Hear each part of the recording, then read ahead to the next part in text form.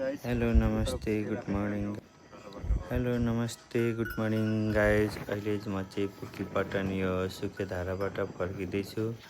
यो 4038 मिटरको हाइटबाट। अनि यहाँ चाहिँ अहिले त्यो पाटनमा 2000 जति भेडाहरू छ। अनि त्यो हेरेर अनि त्यहाँको मौसम खुल्न त खुलेको थियो। अनि त्यस पछाडि मौसम प्याक भएर चाहिँ म यो ओह्रालो बाटो आउँदैछु। अब फेरि यो पुकीपटनबाट हामी ब्रेकफास्ट खाएर अनि फेरि ढोरपाटनको लागि निक्लिँदैछौँ।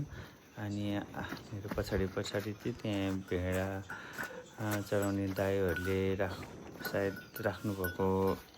सँगै राख्नुभएको कुकुर होला। मेरो पछाडि आएको छ मलाई पछ्याउँदै। अनि यो ओह्रालो एकदमै ओह्रालो छ। अनि उक्लिँदाखेरि एकदमै उकालो अनि आउँदाखेरि एकदमै ओह्रालो छ।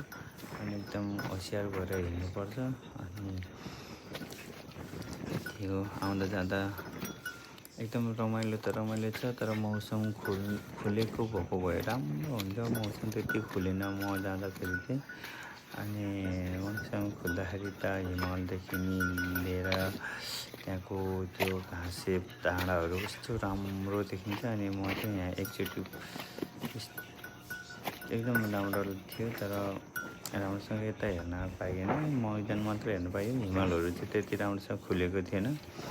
अनि यो मेरो पछि चाहिँ एउटा यो कुकुर आइरहेको छ। यसरी पछाडिन्छु। अनि बिस्तारै हिँड्दा पनि अब कहिले खुट्टा स्लिप हुन्छ, जुत्ता स्लिप हुन्छ। अनि पछाडिन्छु। अनि बिस्तारै आउँदै थिएँ पछाडि। त्यसो फेरि बिस्तारै आएको छु। अनि त्यसपछि फेरि तल अगाडि चाहिँ मेरो भाइ हिँड्दैछ। मान्छेहरू आउनु जानु कम छ। अनि आउँदाखेरि राम्रोसँग आउनु होला, होसियार भएर आउनु होला। अनि जाडो पनि उत्पात जाडो छ। अब तलबाट हामी त पूर्तिबाङबाट आएको। अनि त्यस पछाडि आउँदा त अनि तल त गरिन्थ्यो। माथि आउँदाखेरि 4000 मिटरमा आउँदाखेरि त हाइटी अनि टाउको दुख्ने उसहरू हुन्छ।